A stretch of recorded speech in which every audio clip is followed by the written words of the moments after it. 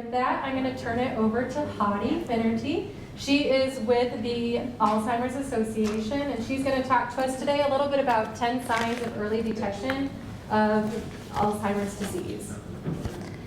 Thank you, everyone. Can you hear me? I don't even know if I turned it on. Yeah. Okay. You might have to eat it. That's fine. Thank you, and thank you for having me today. So everyone should have a brochure, correct? Okay, good. So today we're going to talk about know the 10 signs, and as Marissa said, if we could just take questions at the end, that would be great. I just kind of want to introduce myself a little bit. I actually joined the association because for me this is more personal than professional. My grandma was diagnosed in 1999, and she was diagnosed with dementia. A lot of my examples are of my presentation of my grandma and just some of the warning signs that we saw as a family. She lived with dementia for 10 years. Once my grandpa passed away, we started to notice different changes in my grandma, and then she was diagnosed with Alzheimer's disease. She lived with that disease for 5 years. We were her primary caregiver. So when my grandpa passed away, she moved home to my parents' house. At the time I lived in the city, but I moved back home to take care of her. So we didn't have any outside help. So anyone in this room that is a caregiver or knows anyone that's a caregiver, the job, you don't clock out at 5 o'clock. It's 24 hours, 7 days a week.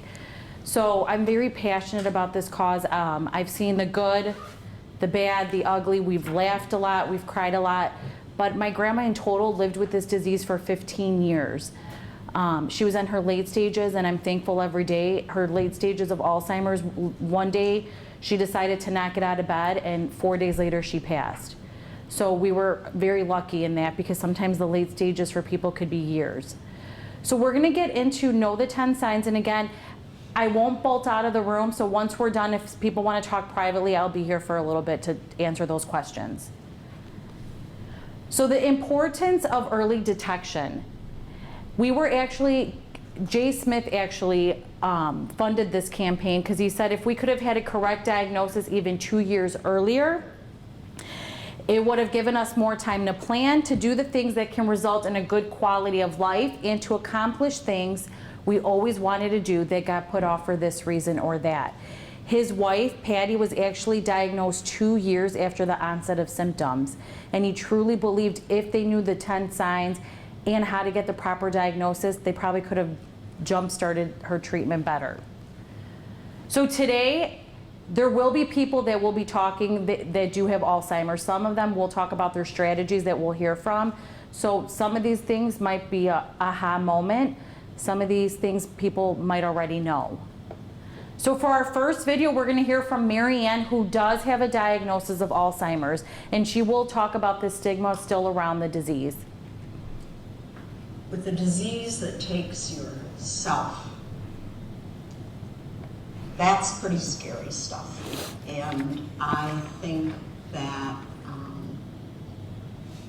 the next wave of people, with the help of the association, is going to, the next wave of this disease is going to be to not be the only one you know who has it. You know, that we're going to get comfortable enough, and we who can speak enough. And people say, well, she's not shirking. She can put 2 words together. She's still living. She's still out there. He's still talking. She's still writing. And there are people doing all of this. Then I think the stigma, because that's a word we haven't said, will be lessened. I think it will be diminished. We don't blame people for having cancer. We don't turn the other way. We have historically done that with Alzheimer's disease. And I think that day is gone, and I think that we who live now and know about this are going to be part of the change. So with this video, the stigma that we're still seeing is a lot of times people are scared to get an early diagnosis, and they're scared to talk about it. So we always encourage people to talk about it, because it's the only way you can actually deal with what, you know, and get the support that you need. Right now in the United States, there's over 5.7 million Americans that are living with Alzheimer's disease, and over 220,000 just in Illinois. So it's a fast growing epidemic. It is the 6th leading cause of death right now in the United States. And when I actually started at the association, it was every 70 seconds someone developed Alzheimer's, and now it's every 65 seconds someone develops Alzheimer's. So it's very pertinent, and you know, we're trying to find, the National Alzheimer's Plan is by 2025 to find some kind of preventative measure for the disease. So I don't want to say a cure, but something to maybe stop the progression of Alzheimer's. So now we're going to get into Alzheimer's disease versus typical aging. How many of us right now walk into a room and we forget why we're there? I'm sure a lot of us. So typical aging, you're walking into the room and you're thinking, oh, I know what I need to get. Maybe it's, you know, your reading glasses or your telephone. Most people walk into the room, they think of what they need, and then they can walk right back out of the room. We're going to talk about one of the warning signs, and that's the inability to retrace steps. And we'll go into more depth about that, but keep in mind, normal aging, so typical aging, versus some changes that we need to be worried about. So our first myth, having a little touch of dementia, is just a typical part of aging. So as we age, we all know many of our physical capabilities start to diminish. I hear over and over again, you know, I used to be able to walk 3 miles. Now I can maybe do 1.5 miles. Of course, that's going to happen as we start to get older. But for some people, having some of these changes is not a normal part of aging. So years and years ago, they would say, oh, they're senile, or they have hardening of the arteries. That's normal. No, not a normal part of aging. That was actually some symptoms to be concerned about. So what is the difference, and this is the common question, between Alzheimer's disease and dementia? So I'm going to explain dementia first, and then I will talk about Alzheimer's disease. So dementia is just your umbrella term. So we have dementia, and underneath it, we have our list of symptoms. Those symptoms can be our thought, our navigation, our planning and organizing, our behavior. So dementia, and then our list of symptoms. So kind of how we have Campbell's soup, and underneath it we have all the different soups. We have dementia, and underneath it we have 70 different dementias. The only way to really know what it is to get a diagnosis. And it's not just a 5-minute conversation with the doctor and they're saying, well, it looks to me that you have the onset of dementia. Here you go. Here's a prescription and you're on your way. It takes hours to get a proper diagnosis. And I'll touch on that briefly toward the end of the steps for that. So again, so dementia is your list of symptoms, the umbrella term dementia, and then underneath it there's over 70 different dementias. Alzheimer's disease is the most common form. So 60 to 80% of cases is Alzheimer's disease. Now, Alzheimer's disease, as they have it here, is a progressive brain disorder. So it's a progressive brain disease of the brain that starts to destroy the brain cells. So the first thing to become affected in an Alzheimer's brain is your hippocampus area. We call that your memory bank. So when you're talking to someone and 5 minutes later, they're asking the same question, the formation of new memories and recently learned information, they're not retaining that. So you'll notice you're talking and then 2 minutes later you're repeating yourself again. So in an average brain, our normal brains, we have signals that bounce back and forth to each other, telling us when it's time to walk, when it's time to talk, when it's time to breathe. In an Alzheimer's brain, we like to call that kind of our neuron forest. Those branches of the branches of the tree start to break down. So that's when we'll start to notice that toward the late stages of Alzheimer's, people will become non-communicative. So their brain's not going to tell them pick up that glass of water to drink. It's not going to tell them when to walk, when it's time to talk. So we also have natural protein in our brain called the amyloid proteins, which we know as amyloid plaques. And these plaques those are what breaks down the nerve cells in the brain. So we hear about the plaques and we hear about the tangles. Currently, right now, it is a question mark when people say, oh, I have growth of protein. They don't know why. It's a question mark as to why develops into Alzheimer's. So we're currently looking into that. Also, it first presents itself in the brain 6 years before any onset of symptoms. So someone can have it 6 years before even knowing that they have Alzheimer's. Anywhere from 2 to 20 years, someone can live with Alzheimer's disease, but the average is 8 years. So if you're a caregiver, 20 years is a long time to live with this disease. Each individual will be different. So again, we don't know why, but in the Alzheimer's brain, this protein builds up in what we call amyloid plaques, and those are the plaques that will break down the branches of the neuron forest. Now, there are some treatments available to help with the symptoms of Alzheimer's, but they are not there to cure Alzheimer's. There is no cure.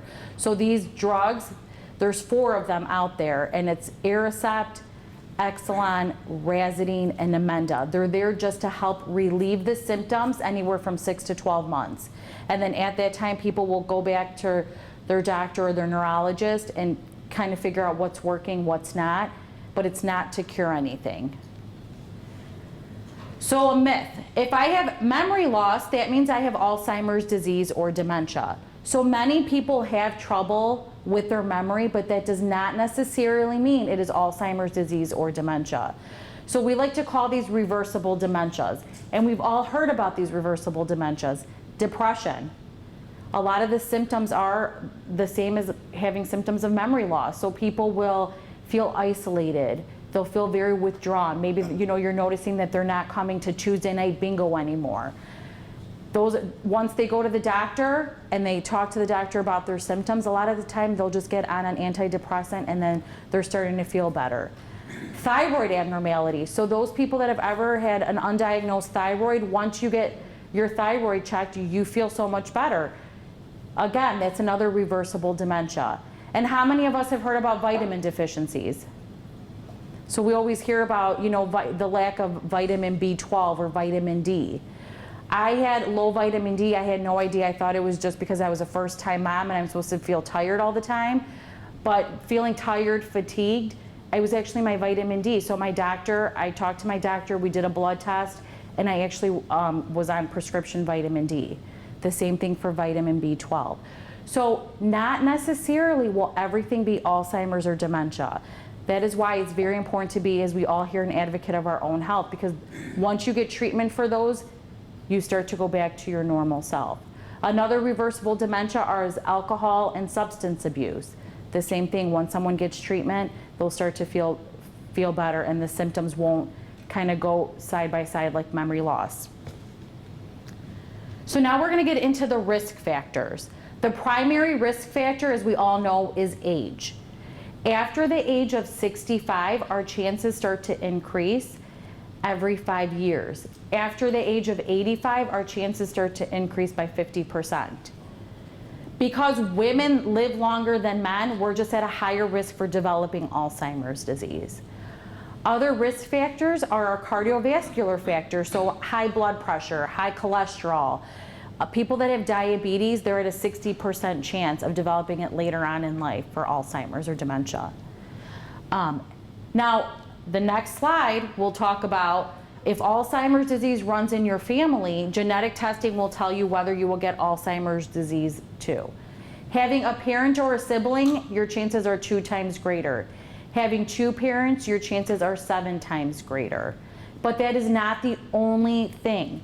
So the gene, the APOE4 gene, is linked to the greater risk of late onset of Alzheimer's. So that's for 65 years and older. Now for those people that are, has anybody seen the movie Still Alice? So in that movie, she was diagnosed in her 50s. That is very, very, very rare. It's like less than 5% of cases. But because she was diagnosed so young, one of her children that did get genetic testing done did carry the gene, and in the movie it said they will have Alzheimer's when they reach a certain point. So that is, again, very, very rare, but it happens. There was that PBS documentary that was out about the family in North America. They all were living with Alzheimer's. So just because, let's say, for my mom, for instance, my grandma had Alzheimer's, my mom can get genetic testing done, and she can carry the gene but never develop Alzheimer's. So that's not the only piece to the puzzle. There's other things, and currently we're trying to figure out what are those other pieces to the puzzle to cause this. Again, it's a good idea to discuss this with a genetic counselor because it's not covered by insurance. And having this gene will only increase your chance. It's not going to predict the disease. So body-brain connection. At the Alzheimer's Association, we actually have a program called Healthy Living for Your Brain and Body, and it's tips from the latest research. The 4 things that they talk about in this program is social engagement. We know people do not do well in isolation, so we encourage everyone to get out there and, you know, if you love to read, join a book club. Do things where there's people involved. Cognitive activity, anything to mentally stimulate your mind. So Sudoku is great. People ask me all the time, well, what about word finds? Well, if they're starting to get easy, you need to move maybe to something else. Crossword puzzles. I've had people ask about Jeopardy. If it is mentally stimulating and you're feeling like it's challenge, that's great. If you brush your teeth with your right hand, brush your teeth with your left hand. You're tricking your brain. How many of us in this room can repeat the alphabet backwards? Right. So start doing stuff like that. Now, I ask that because I heard that that was part of what they asked for the mental status exam when they diagnose someone, to repeat the alphabet backwards. I can't do that, and the other day I was driving home from a presentation. Someone in the audience said, oh, I could do that, it's easy. So on the way home, I'm trying to do the alphabet backwards. Also, before technology even existed with Google Maps or our navigation in our cars, people would have to open up a map to get to their destination. So they're encouraging, do that. Open up a map instead of plugging it into your navigation. I always joke because I'd probably end up in Wisconsin. I am horrible at directions. But they're just anything that's going to trick your brain. Do that. Take a different route to work or, you know, to the grocery store if you can. The next piece is diet and nutrition. And I'm sure we've all heard about the Mediterranean diet and the DASH diet, which is dietary approaches to stop hypertension. Those are the 2 diets that they're talking about. So again, avoiding our processed foods. We all know this. You know, my husband, I talk to him every day. I'm like, okay, you cannot eat coffee cake every day for breakfast, but because he's tall and thin, he thinks, well, why? I'm not getting fat doing it. Still not nutritious. You know, we want to eat those wholesome foods. And then the last is physical health and exercise. So average adults just need 2 hours and 30 minutes a week of exercise. And 2 of those days being just toning exercises, whether it's just picking up barbells and doing that. I noticed that they have activities here where there's Zumba in July and stuff like that. So do things that if you've never ran and you hate running, obviously you're not going to stick with it. So just those are the 4 things that they're looking into right now. There is a strong link between serious head injury and a risk for dementia. So we're starting to see, you know, traumatic brain injury. Some people are put at a higher risk for that. Now we're going to get into the 10 warning signs. Everybody should have a brochure, and in the brochure it will list the 10 warning signs. So the first, memory changes that disrupt your daily life. So here, now, people can have all 10. Some people might have 2 or 3. Again, every individual will be different. But the first thing is memory changes that disrupt our daily life. So typical aging, I'm sure many of us forget someone's name, and then we're driving in the car, and a half hour later we're like, oh, I remember, that was Betty. Typical aging, the information comes to us. One of the most common signs of Alzheimer's, especially in the early stages, is forgetting that recently learned information. So other things of forgetting important dates, events. You're going to notice people are repeating the same information over and over again. And the number one thing that we always hear about is relying on memory aids.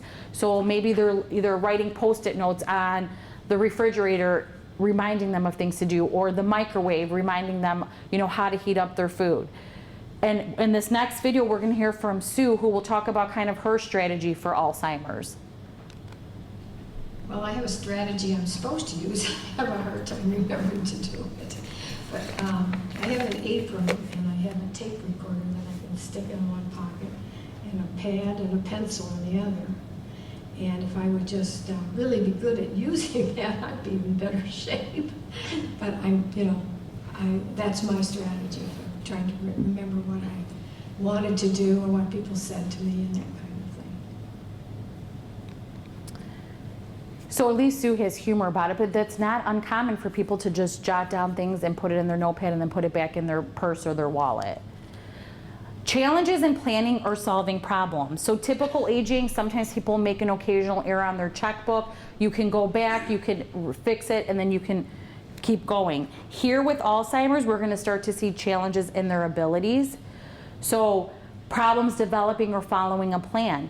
So for those of us that love the to-do list and checking off those items of the to-do list, for many, when they're noticing that their spouse, the to-do list is still getting longer and longer, nothing's getting checked off, that becomes a warning sign. Problems working with numbers, so those people that work with budgets at work.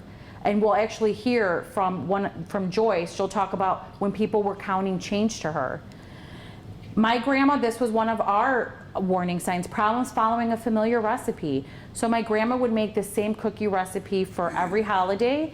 One holiday, it was wrapped in cellophane, she brought the platter, it was time for dessert, we unwrapped it, and my mom and I simultaneously looked at each other and we're thinking, something wrong with this? It was basically a pile of mush.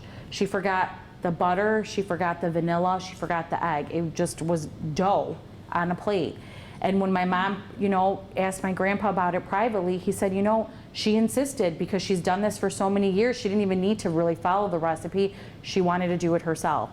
So that was a huge warning sign to us because A, my grandpa's not telling us everything that's happening in their house. And B, for someone that probably has done this for 40-something years, all of a sudden forgot how to make this recipe. Challenges concentrating and taking longer than before to do common tasks. That common task could be if you're telling someone, you know what, it's time to go. Can you grab your coat, your hat, and put on your shoes? And 5 minutes later you come back and they've only gotten their shoes on. So now you're gonna notice that has to be broken down into smaller tasks. Warning sign 3, difficulty completing familiar tasks. So typical aging, and I always joke about this, but nowadays with technology, sometimes you need 5 remotes for one television, and I'm always asking my husband, okay, what remote goes to what? Is this the DVD player, the sound system? And we figure that out, but here is the warning signs we're gonna start to see. Difficulty remembering rules of their favorite game. I'll hear people say, you know what? My friend just can't, play cards with us anymore, so she doesn't come every Friday night to play cards. Your friend still can enjoy playing cards. Maybe she doesn't understand the rules of the game anymore, but she could shuffle the deck of cards. Anything to still have that social engagement. Trouble driving to once familiar places, and I'm sure we always hear about the people on the news. One day they get behind the wheel of the car, they're driving to the grocery store that they've been to in the same neighborhood for, 20-something years, and they've driven 50 miles out of the way. So these are starting to become warning signs. When someone gets behind the wheel of the car saying, hey, I'm gonna go to Mariano's, and then they're 40 miles out of the way, they forgot how to get there. So now with Joy, she does have a diagnosis of Alzheimer's, and she's gonna talk to us about her biggest challenge. The biggest challenge is in reading and in doing simple tasks like just counting change. That's really hard for me. I can balance a checkbook. If someone gives me a series of coins, I have a hard time really figuring out how much change I should get. That's so, for somebody with a PhD, that's like crazy. And I think it's hard for me to come to grips with that. So again, with the counting the money. Confusion with time or place. So here we're gonna start to see losing track of dates, seasons, and the passage of time. And you're gonna notice maybe now we're gonna start to hear, when am I going home? I wanna go home. And for a lot of people, home is their home where they maybe grew up as a child. My grandma would probably say, I wanna go home 20 times a day, and home to her was Chicago with my grandpa. So we did the mistake early on saying, you know what? You're not going home, you live here now. And then she grieved my grandpa all over again. So we just started to say, you know what? He went to Sam's Club with Uncle John, but when he gets home, you'll go home. and that's all she wanted, and she was on to something else. So we reassured her, and then we redirected her. 60% of people that have Alzheimer's or dementia wander, and it's because of this. I want to go home. When am I going home? My grandma was very tricky. We would have top locks on our doors. One day, I'll never forget it. I maybe was gone for 8 minutes. I ran the laundry upstairs. I put it on everybody's beds. And by the time I came back downstairs, she grabbed a chair from the kitchen table, grabbed a spatula, kicked out the top lock, and out the door she was. All of 8 minutes. That was probably it. So she was tricky. But again, I want to go home. And nobody was stopping her to go home. Warning sign 5, trouble understanding visual images and spatial relationships. So typical aging, some people develop cataracts as they get older. For some people, vision changes is something to be concerned about. So maybe you're noticing you're driving with them and they're blowing through stoplights. They can't determine color and contrast, or they're driving in the middle of 2 lanes. And I'm not talking about people that are texting and driving. I'm talking about people that are, driving, you see their hands and they're in the middle of 2 lanes. I had a lady tell me that she noticed on her husband's cars there were all these dents, and when she asked him about it, he's like, oh, every time I go to the grocery store, someone's opening their car door and hitting me, or the carts are hitting my car. And she's thinking, okay, how many carts are hitting your car? So one day she said, you know what, you could drive to church today. On the way to church, as he was reversing out of the driveway, he hit the mailbox. Then he was swerving and almost hit a car parked to the side. Finally, she's like, we maybe went 4 miles. I made him pull over. He could not drive anymore. That's all I needed to see. So that's where the dents were coming from. So again, don't always ignore the vision changes. If you're starting to see different changes while driving, it's something to be concerned about. New problems with words and speaking or writing. How many of us catch ourselves saying, oh, what was that word? Typical aging, it eventually comes to us. Here, problems following or joining a conversation. So maybe they're talking in the middle of a sentence, then they stop. And then they restart the sentence all over again. Trouble with vocabulary. So they might say, oh, this is my hand clock instead of this is my watch. So they're not finding the right vocabulary words. For Joyce, we're going to hear about how things were not coming out right for her. My sister, who lives in North Carolina, I live in New York, I sent her an email, and apparently she showed it to my brother-in-law, and she called me and said, that email made no sense at all. And one of the things that I neglected to tell you was that I would do write emails, things that normally took me about 2 minutes to do.